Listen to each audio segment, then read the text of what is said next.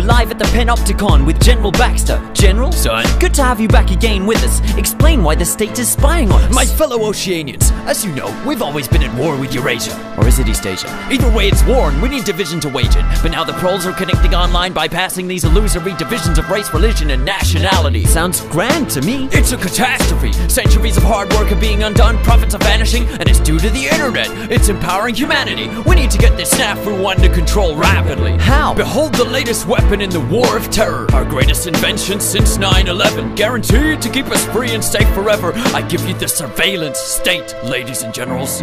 Our secret wires log your key style. Monitor every single number on your speed dial. Rewind straight to your position with facial recognition and pinpoint you within 0.03 of a mile. We've put eyes everywhere without consulting you, keeping you safe whether or not you want us to. Soon there'll be no freedoms left for threatening. Then we'll have won the war. Take that, terrorism. Brilliant. Thank you, General. We now interview our resident guru, Terrence Moonseed, for a different view. Greetings. How does this situation look? I have one word for you, Robert. Double plus on good. The world populace of 7.4 billion are all headed in the direction of Orwellian totalitarian oblivion. My voice is hoarse, yelling about stellar winds, cold chilling them and trap wire weaving through the world wide web we all dwelling in. Face it, the all-seeing eyes in all of our Facebooks like a virus, and in these iPhones with Siri, or should I say Iris. Next in line is RFID devices and mind chips triggered by chemtrails the plague spray the sky with. This time it's too far. Check out the base they're building in Utah, where they'll be storing all your data for over a century. It's FUBAR, and under the outback is an entire tunnel of wires, an echelon base called Pine Gap to hijack our mother Gaia. Hey, maybe your mother's gayer. Boo-hoo. Why didn't you just kill yourself like most of your troops do? That's it. Now you're on the cast iron list. Hang on, General. Why weren't we informed about this? Sorry we didn't tell you about our grand plan before. It was meant to be a surprise, under wraps and in store. But some spoil sports had to go and ruin it for all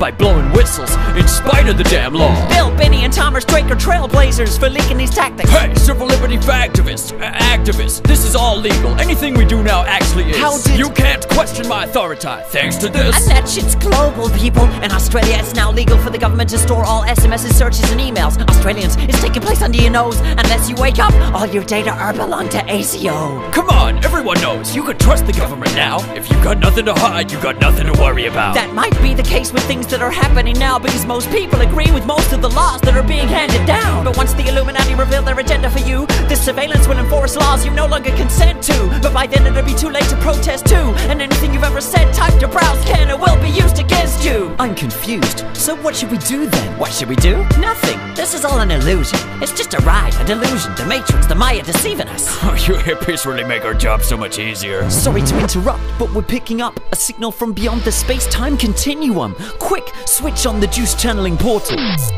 Wait, is that George Orwell? Good day to you. Wow, what do we owe this honor to? I tried to warn you noobs, but I see you are actually fools, or else you thought this was an instruction manual. Yes, so can you advise us? What would you have us do? An open and universal internet is the most effective tool you have to address the issues that afflict the world at hand. Therefore, protecting it is the most essential task that stands before your generation. I think I understand. Hush, man, you must not lose the internet. Heed this mantra. Who controls the internet controls the data. And who controls the data controls the future. We're losing you. I leave you with a tool to use. An onion? Don't be simple, Robert. This is but a simile. It stands for Tor. Tor? Google it. It's for anonymity. This onion router open network helps considerably against tyranny, but its abilities only work if all you use it consistently. And even if you don't use it, run it so its force swells. Thanks, Mr. Orwell. From now on, call me George Torwell. If we'd had such tools when I wrote this, well, it would have been so much simpler to tell Big Brother to go f*** himself. The mother sucking piece of shit. Thanks, George Torwell, for manifesting direct from this memory hole of history to impress on us these messages. We're told we need safety, which is precious, yes, but can a society that can enforce all its laws ever progress? Hindsight shows that many figures guilty of thought crime turned out to be luminaries and heroes before their time. But if a surveillance state had reigned then in this form and design, just think of all the progress we may have all been denied. Could lobbies for women's or gay rights have appeared and thrived? Would revolutionary ideals have materialized? Would science have pioneered or even survived if every word had been monitored by thought police and spies? Big Brother brings chilling effects, freezing our collective hopes. He doesn't protect our safety, but protects the status quo, and threatens this internet, the one channel yet uncontrolled, whose openness we are now called upon to effect and uphold. Oh, by the way, I've cracked the code. I figured out these shadow organizations and the Illuminati know. that they're finally primed for world domination. And soon you've got black helicopters coming across the border, puppet masters for the new world order. Be aware, there's always someone that's watching. Is that a gang sign? Have you, Oh, like you don't know what it is. You don't know what that is. I have no idea. You don't know. Jimmy Fallon doesn't know. David Letterman doesn't know. We don't know. All the comics and show business don't know what this is. Right? Yeah. What is it? Come on, Jimmy. Seriously, the time is up. People are hip to this kind of stuff. I'm here tonight to blow the lid off it, to be the whistleblower. I'm sick and tired of the secrets and the lies. It is the secret symbol of the Illuminati, and you're a part of it, and it is the all-mocking tongue. Oh, I like it. It's the symbol of the all-mocking tongue. And I'm sick of it. I want everybody to be in on the joke, man. You know what I mean? Like, for years now, talk show hosts, people on television, people in sitcoms have been hired by the government to throw you off the track, to distract you, to make you laugh and stuff like that, make you happy and docile so you don't know what's really going on. You know? And they get out there in the woods in a circle naked and they decide these things. And, you know, and you know, look at him trying to cover it up. It's hilarious, hilarious. And, you know, and I'm sick of, hold on a second. You know what they're trying to do? Who? This thing is buzzing, hold on. They're trying to turn us into, you know, consumer drones of some sort. Hold on, I just got to get this. And, yeah. Yeah, listen, I'm in the middle of blowing the lid off some...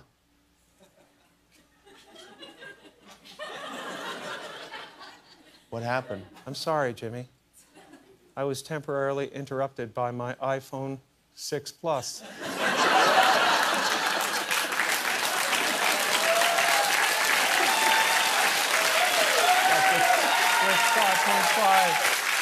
That's a big one, huh? 5.5 heads-up HD display. I think what I was really trying to say was I think people will really enjoy Dumb and Dumber this weekend. And that is what I thought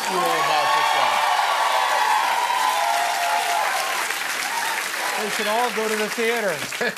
They should all go to the theater tomorrow and see it. Because we could use a good laugh. Ha, ha, ha, ha. Can you say why America is the greatest country in the world? Diversity and opportunity. Lewis? Freedom and freedom. So let's keep it that way. Well, why is America not the greatest country in the world, Professor? That's my answer. You're saying... Yes. Let's talk about... Fine. Sharon, the NEA is a loser. Yeah, it accounts for a penny out of our paycheck, but he gets to hit you with it anytime he wants. It doesn't cost money. It costs votes. It costs airtime and column inches. You know why people don't like liberals? Because they lose. If liberals are so fucking smart, how come they lose so goddamn always? Hey, and with a straight face, you're gonna tell students that America is so star-spangled awesome that we're the only ones in the world who have freedom? Canada has freedom. Japan has freedom. The UK, France, Italy, Germany, Spain, Australia, Belgium has freedom. So 207 sovereign states in the world, like 180 of them have freedom. All right. And yeah, you, sorority girl. Just in case you accidentally wander into a voting booth one day, There's some things you should know, and one of them is there is absolutely no evidence to support the statement that we're the greatest country in the world. We're 7th in literacy, 27th in math, 22nd in science, 49th in life expectancy, 178th in infant mortality, 3rd in median household income, number 4 in labor force, and number 4 in exports. We lead the world in only 3 categories: number of incarcerated citizens per capita, number of adults who believe angels are real, and defense spending, where we spend more than the next 26 countries combined, 25 of whom are allies. Now, none of this is the fault of a 20-year-old college student, but you nonetheless are, without a doubt, a member of the worst generation ever. So when you ask what makes us the greatest country in the world, I don't know what the fuck you're talking about. Yosemite?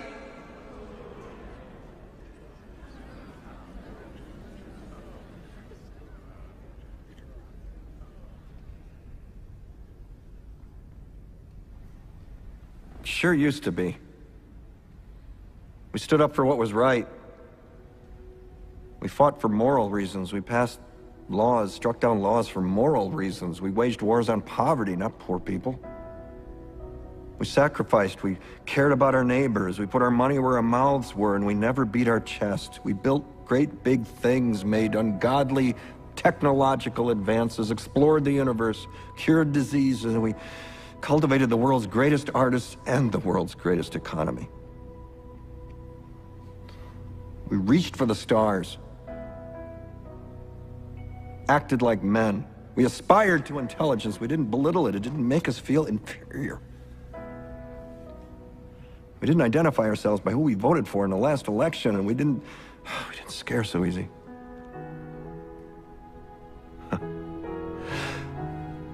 We were able to be all these things and do all these things because we were informed by great men, men who were revered. First step in solving any problem is recognizing there is one. America is not the greatest country in the world anymore.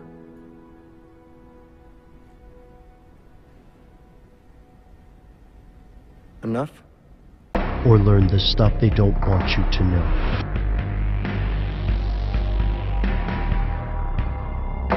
Here are the facts. Protests, even peaceful ones, can be very dangerous things. A large group of agitated people can be a lot like a can of gas waiting for a match. Once the mob mentality takes over, a protest can easily sour, turning into a riot or an all-out battle between civilians and authorities. And it isn't always so simple. Consider the 2007 union protest in Quebec. Peaceful protesters from the Communications, Energy and Paper Workers Union of Canada found 3 aggressive, masked strangers in their midst. Protest leader David Coles told the men they were violent and not welcome. With uniformed police standing nearby, Coles accused these masked men of stirring up trouble in hopes of starting a riot and giving the police an excuse to crack down. He called these men agent provocateurs, meaning they were working for the police to turn the protest violent. Why would police want to endanger the people they swore to protect? And would they really do this? Here's where it gets crazy. The short answer is yes, but it's tough to find hard proof. Agent provocateurs aren't a new phenomenon. The United States has a troubling history with this strategy. During COINTELPRO operations, the FBI sent agent provocateurs to Vietnam War protests. They also infiltrated several organizations, and not just hate groups like the Ku Klux Klan. The Students for a Democratic Society likely found themselves saddled with agent provocateurs at protest, as did the National Lawyers Guild and the NAACP. There's a line between an undercover agent and an agent provocateur. With the growth of the Occupy protest and the Arab Spring, reports of these agents are on the rise. Consider the Black Bloc, alleged anarchists who seem bent on causing property damage at Occupy protests. Rumors have swirled around the bloc, with some arguing that these individuals are simply misdirected and others alleging that they're working with police. There are other, more recent reports of this tactic. In 2011, Wisconsin Governor Scott Walker received a prank call from someone pretending to be billionaire David Koch. The two discussed the idea of planting troublemakers in an upcoming protest, although he ultimately rejected the notion. In Kuala Lumpur, protesters raised concerns that strangers who tried to turn a sit-in into a riot may have been sent by the opposition. During the uprisings in Libya, Syria, and Egypt, protesters claimed that agent provocateurs were out in full force. But again, it's tough to prove these stories. First, it seems like an easy out for civilians who want to blame the actions of bad protesters on authorities. Second, no authority wants to admit to using this trick, and agents could put their lives in danger by admitting their involvement. But some have come forward.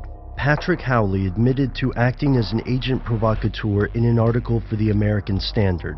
Agent provocateurs are not a conspiracy theory. Remember those 3 masked men at the Quebec protest we mentioned earlier? After several denials, the authorities finally admitted the truth. Those 3 masked men were indeed undercover police. Where does this leave us? While it's almost certain that reports of agent provocateurs may be exaggerated, it's equally certain that governments across the world have used this tactic. But who? That's something they don't want you to know. What happens when a government takes deception one step further, skipping fake protesters and creating entire fake events, attacks, and crimes? Tune in next week for part 2 of our series, False Flags.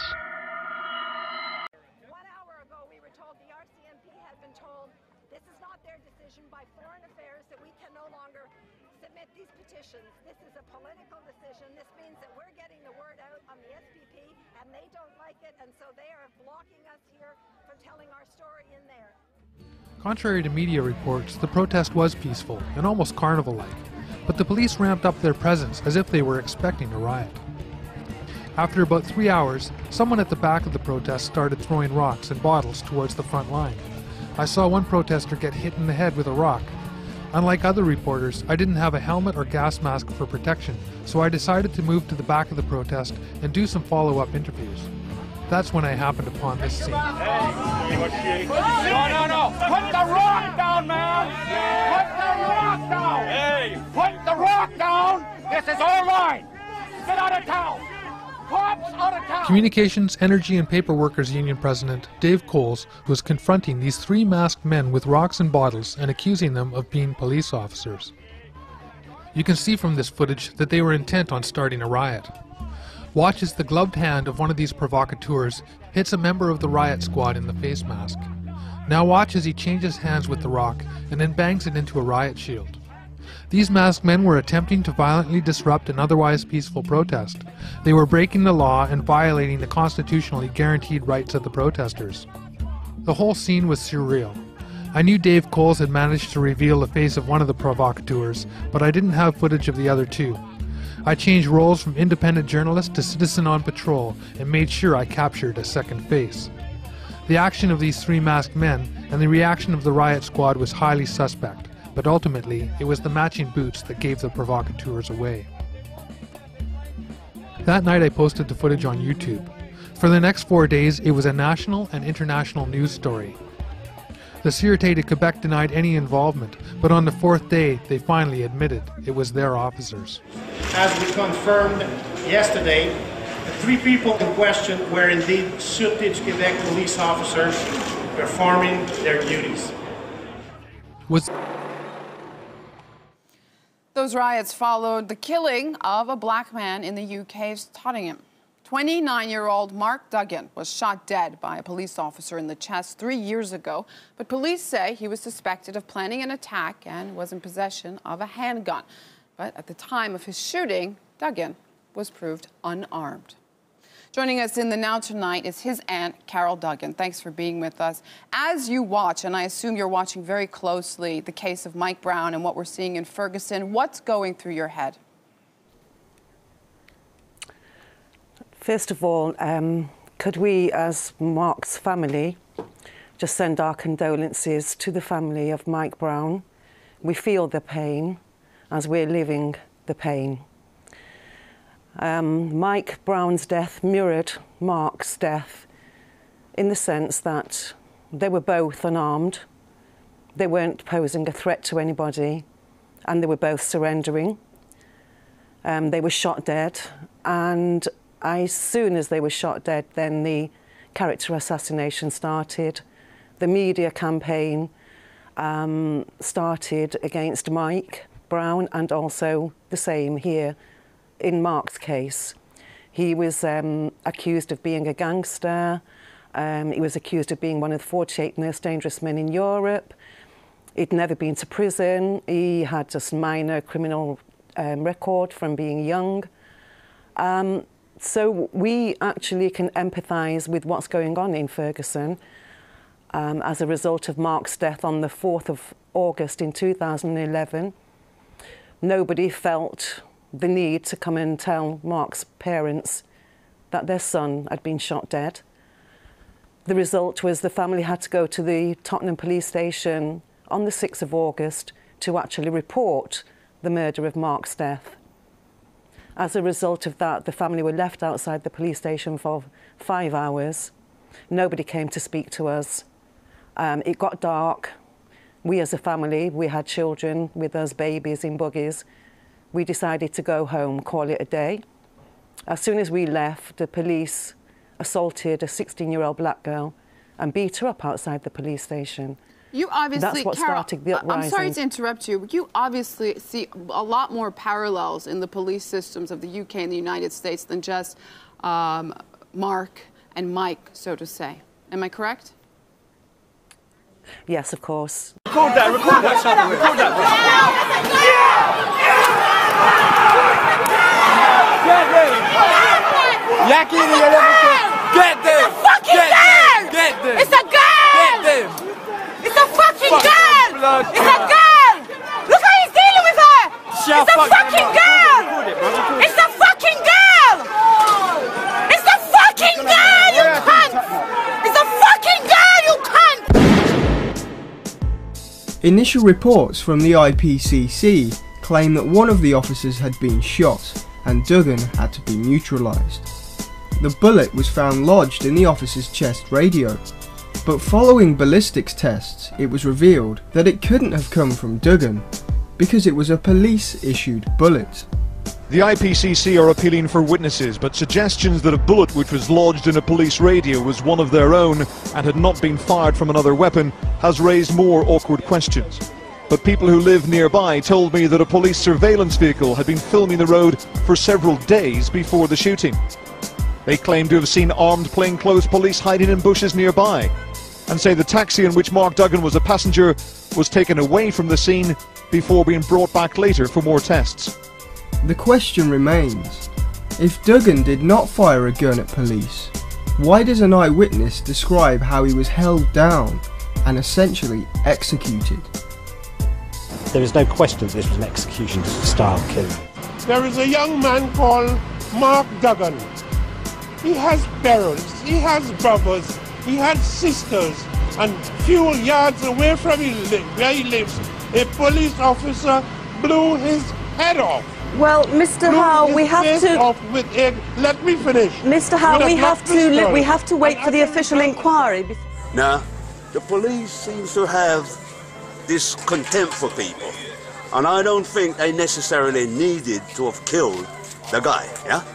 Yeah, they had apprehended him, right? They was in control, right? There was no need for them to kill him. There was absolutely none. Yeah. So basically, they might be surprised that this has happened, yeah, but they still don't seem to have learned their lesson 30 years ago, approximately, what happened Broadwater Farm and Toxworth and them places, yeah? Now, you cannot keep on oppressing people, right? Tensions between the police and the poor city communities have always been high. The blanket approach to crime and gang culture leaves many people feeling oppressed. They have been stopping and searching young blacks for no reason at all. I have a grandson, he's an angel, and he began to think he was coming of age when the police slapped him up against the wall and searched him. Home Office statistics show that black people are far more likely to be stopped and searched based solely on their appearance. In Tottenham, this adds to the distrust. And he thought he had now had a gold star. I asked him the other day, apropos of a sense that something was going seriously wrong in this country. I said, how many times have the police searched you? He said, Papa, I can't count. There's so many times. Mr. Howe, that may well have happened, and if you say it did, I am not to gainsay you, but... In their eyes, the police themselves are a gang that will protect their own before bringing any justice. That feeling that was passed down from generation to generation that the police are not for us. And as we've seen with events this year, there's been a sense that events such as the student protests and the hostility between young people and the police, then Smiley Culture, Kingsley Barrell, there is a sense that the police are not for us. And that has manifested even more so in 2011. And as we saw now, the trigger was a young man being killed, arguably from point blank, according to some witnesses. Since 1998, at least 333 people have died while in police custody. Not one officer has been convicted. It is then understandable why Duggan's community wanted answers.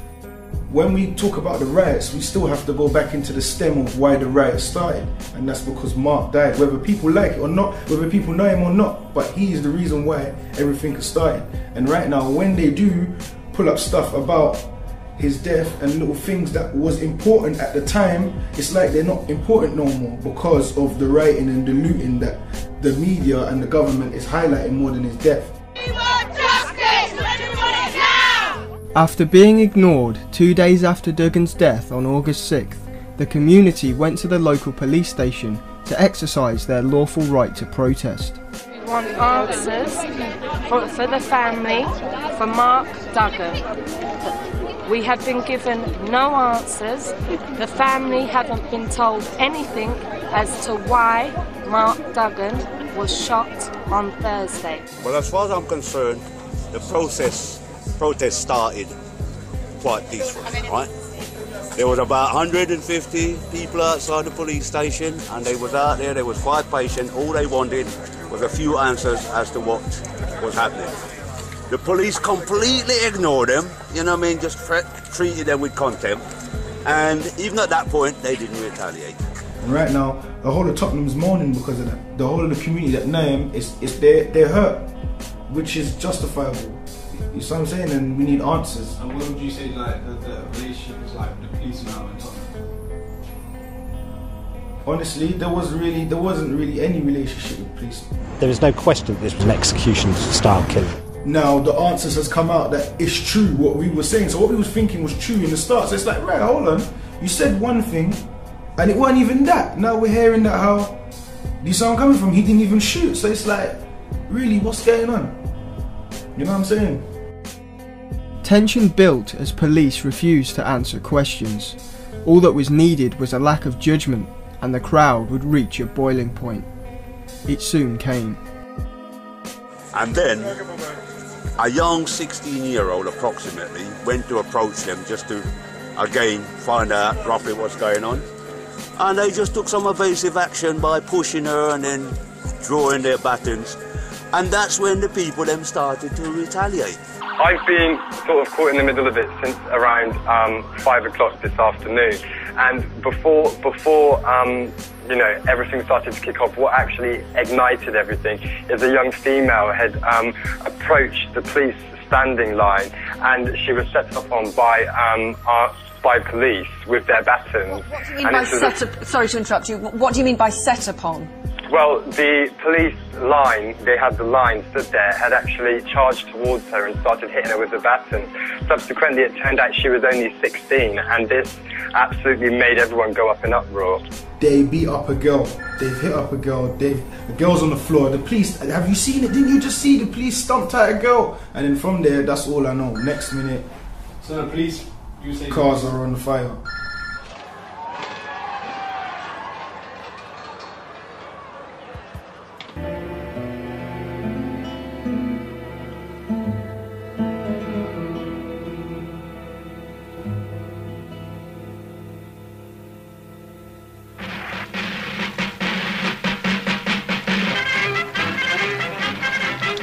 From Madrid and other Republican cities, columns of workers' militia set out to fight the army rebels. In these first weeks of the Civil War, the militias were the only real defense of the Republic.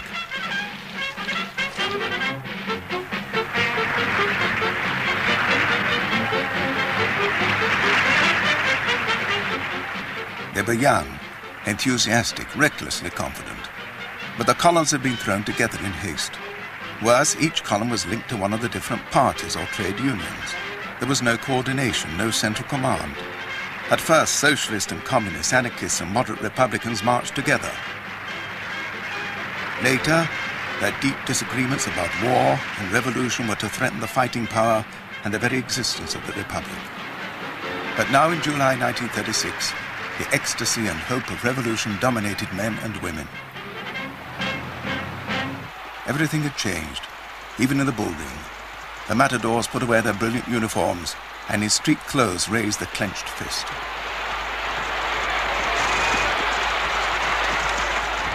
Catalonia was the anarchist stronghold.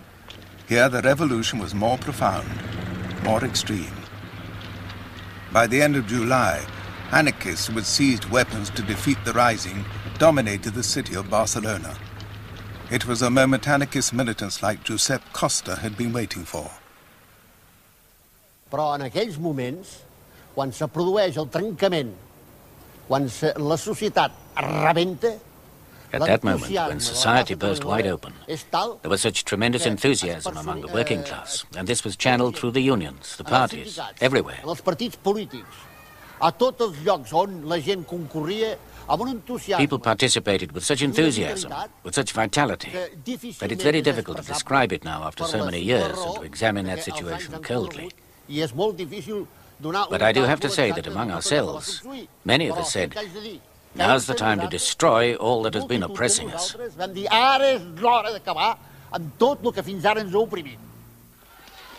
The Catalan government ruled only in name. All structures of power collapsed. Churches and monasteries were burned and looted. Helpless, the Catalan government offered power to the anarchists. But true to their principles, they refused it. The anarchists believed that out of this revolutionary explosion, the people would create their own free society without state, church, or capitalism. Federico Montseny was a famous anarchist orator.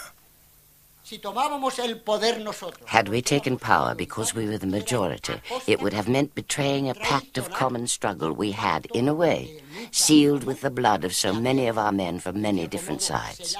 Communists, socialists, syndicalists, and above all, anarchists. Comunistas, socialistas, sindicalistas, rabassalles, y sobre todo anarquistas. It would have meant betraying that pact and doing in Catalonia what Lenin and Trotsky had done in the Soviet Union with the takeover of power by the Bolsheviks. We didn't do it, and we have been criticized many times for it. With hindsight, who knows, perhaps we should have done it. Some anarchists now feel that their refusal to take power was the beginning of their undoing. At that time, the anarchists had no doubt about their main objective, to defeat fascism. But for them, the campaign was not just against the army rebels, but against capitalism itself.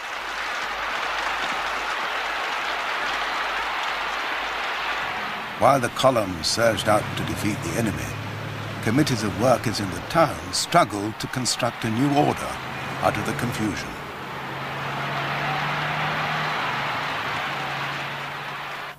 At that time, it seemed impossible to solve those initial difficulties, but looking back, people really showed a lot of common sense. Everything was improvised. You could call it a miracle. Despite the religious meaning of the word, it was a miracle achieved by the ordinary people. As the chaos subsided, this new revolutionary society began to function. Much of the Catalan economy was now being run by the workers themselves. In Barcelona, trams and cinemas, factories, department stores and even greyhound tracks were run by their own employees. The trade unions saw to food supplies. Union lorries drove out to the villages with goods to exchange for food.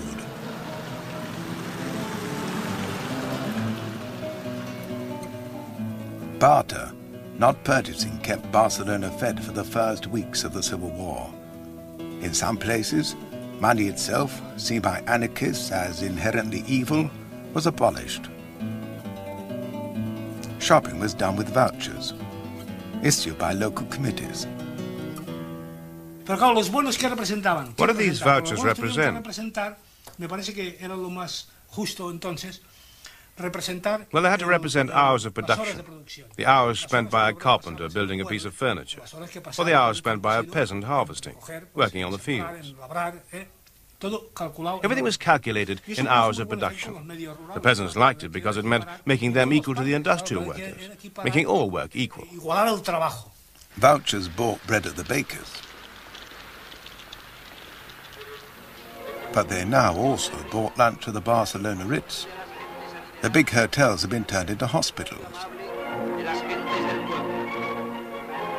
or into canteens serving cheap meals to militiamen and working-class families, as its anarchist newsreel proclaimed.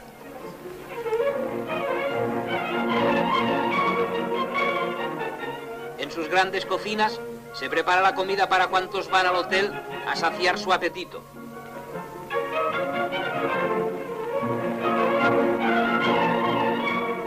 Los amplios comedores que antes ocupaban maquilladas y frívolas damiselas, grandes financieros, capitanes de industria, aristócratas ociosos y aventureros internacionales de toda la Haya, ahora están abarrotados de hombres y mujeres humildes que siguen el ritmo de la sociedad que se está creando. Barcelona trabaja y come, esa es su fuerza y su virtud.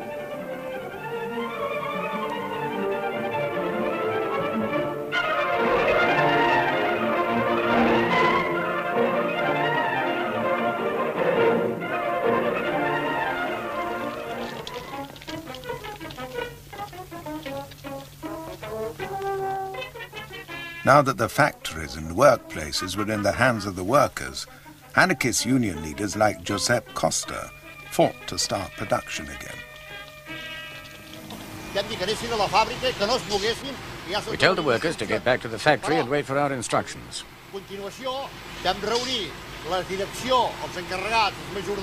Immediately we called all the factory owners and executives to a meeting at the town hall. We told them, well, gentlemen, something big has happened here. We don't know what's going to happen, but the factories have to continue functioning.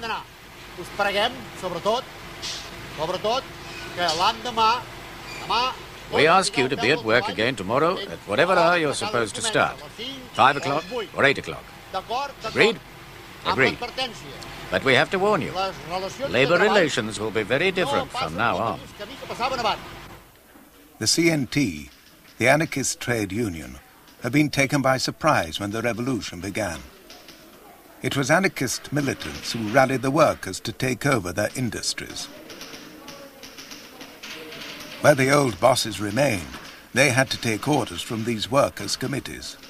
Nearly 2,000 enterprises were collectivized in Catalonia, the greatest experiment in workers' self-management Western Europe has ever seen. The workers now set about improving their working conditions. Free medical care and adequate pensions were introduced. But at the same time, some of the old employers were hounded as enemies of the people. We have before us the opportunity to forge for ourselves and for future generations a new world order. This evening on Juice Media, we're diving deeper than ever previously, leaving aside greetings and pleasantries and leaping in. And it's time to seek the true root cause of the world's miseries. As we've seen, we can't believe in the mainstream frequencies. Therefore, in order to more fully understand, we're forced to turn to alternative sources on other bands, such as the newsfeed of a tranquil and humble man who has inflamed the airwaves with passion and rage, Russell Brand. This is Rap Truths, the news if the news was true and rhymed. I'm Russell Brand on YouTube, shedding light on our life and times. Hi Russell, can you please analyse some of today's headlines? Alright, let's have a butchers at the world tonight. What's this? Little old man arrested for feeding the poor, showing Christian values and helping those in need? Awful! But spend 1 trillion bailing out Wall Street or give 4 billion to political parties for their campaigns? That's perfectly lawful. Page 5, inequities on a sharp rise, with rampant unregulated capitalism swamping our rights. Corporations won't raise minimum wage but raise rent on estates, forcing many into a homeless state, sleeping in public spaces in a... And hark at these shady trade deals all being signed. TTIP, TPP, sound boring, right? Don't ignore what's behind. Malevolent, Machiavellian, machinating forces combined. Not acting for yours or mine, it's all for the corporate whores in disguise. What can we do to stop it? Don't believe the hype, the Fox News lies, or the Daily Mail, the Times. Be spiritually aligned, buy my book, you work online. Revolution is nigh, that was some truths. Subscribe to Rap Truths, subscribe here, subscribe, subscribe, subscribe. The state of society is indeed a major anxiety. But what's causing all of this flagrant impropriety? Is it the case that we've simply lost our way on the high seas? Or is there in fact some mysterious plan at play behind the scenes? To probe even deeper, we call on another truth seeker's opinion. Are you online, Terrence Moosey? Is Obama Kenyan? Listen, Russell Brand's a minion, only giving you half the picture. He won't mention the secret force that keeps the poor poor and the rich richer. What is it? I'll show you, slaves. Prepare to have your minds blown. But first I need you all to focus, get your third eyes open. Turn off your TVs, your NSA NSA devices disguised as iPhones. This is the most critical message you ever hear in your lives, yo. It's a massive conspiracy. We are shackled up under its weight, but I'm here to brush away the dust and expose its structure. You have to listen in. This is the symbol of tyranny. Since ancient Egypt, they haven't hidden it. Witness its fearful symmetry in the ubiquitous shape of the pyramid. Who stands above the military, royalty, and above celebrities? They do. Who directs the press, the Fed, and the universities? They do. Who operates above the law and courts, causes war for sports, and forcefully contorts the results of all elections before the voting call? They do. Hang on, Terrence. Who are they? It's blatant. Prep your brains as I unveil this. The architects and agents of the Matrix. The New World Order. They rule straight from the apex, while we, the victims, are kept restrained at the base in cages. So what can we do? We galley slaves have to mutiny. We have to expose the truth of this huge pyramid scheme of oppression and usury. Those are the tougher cowards. They fear public scrutiny. Yeah, you heard me. Show yourselves, Illuminati. End this lunacy. Check it. I represent the New World Order, the banks, the government, Monsanto, Katy Perry music videos, Super Bowl halftime shows, all of these things implausibly tied together into one theory. I'm a builder, Berg. This world is like a video game I maintain when I lead the herd. New World Order control your life here in the dark. No builder, Berg. Now fucking around, I'm cutting down anyone in my path. Trying to fuck up my game with razor sharp derivative gold bars, killing my foes. I'm rolling with the IMF, high equity. I grab my pen and sign them checks.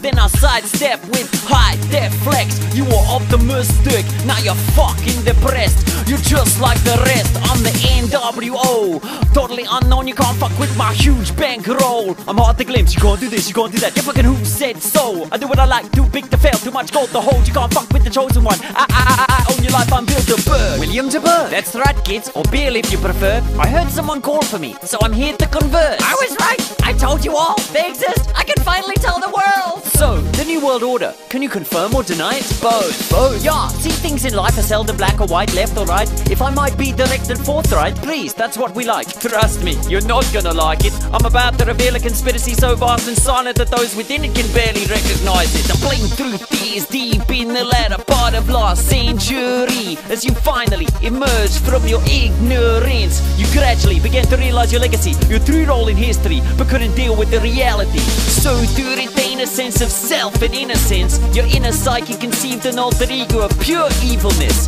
which you could blame and ascribe with the most heinous crimes that gave rise to your current way of life. So the New World Order doesn't actually exist? Oh, it exists, and how? Ask the slaves whose labor built the White House. Ask the slaves of the day, tied down to sweatshops and brothels to escape hunger. Ask most women, second-class citizens, in a pervasive rape culture. Ask the non-human creatures who inhabit the planet. Whales, bears, frogs, tuna, bees, slaughtered farm animals. Ask the natives of the Americas and Australia, on whose land you live today, on whose graves your factories, farms and neighborhoods stand. Ask any of them this. Ask them if the New World Order is true. They'll tell you plainly, the New World Order is you. What can we do? It's simple. Topple the tyrannous by bringing down the elite dwelling at the very top of the pyramid. You can attempt it, but this structure is your own edifice, far greater in scale and stature than you care to know or admit it is. It extends down. As you can see in this picture, I've corrected to include all those beneath you on which your privilege has depended. Impossible. We are victims. I'm a victim of the frickin' system. And that, kiddies, is how the pyramid ensures its existence,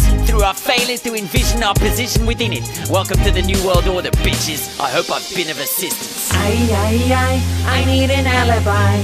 I need a projection to sanitize my life. You are my alibi. I need a projection, need a projection. Well, truth seekers, it's time to close this episode. Over the course of our lives, as we seek to explain the state of the world, we pass through states of enlightenment that expose the unknown. But the deeper we go, the more our quest seems to lead closer to home. Yes, injustice is real and undeniably abundant. Conspiracies, false flags, oppression, bribery, corruption. But can we fight injustice with any depth of purpose if we ignore our own roles in causing it in the first place? For the target of our struggle is never merely the tyrant on high, but also that piece of the oppressor planted deep inside every one of us. And that's where the revolution first must arise. Till next time, Robert Foster, the Internet. Good night.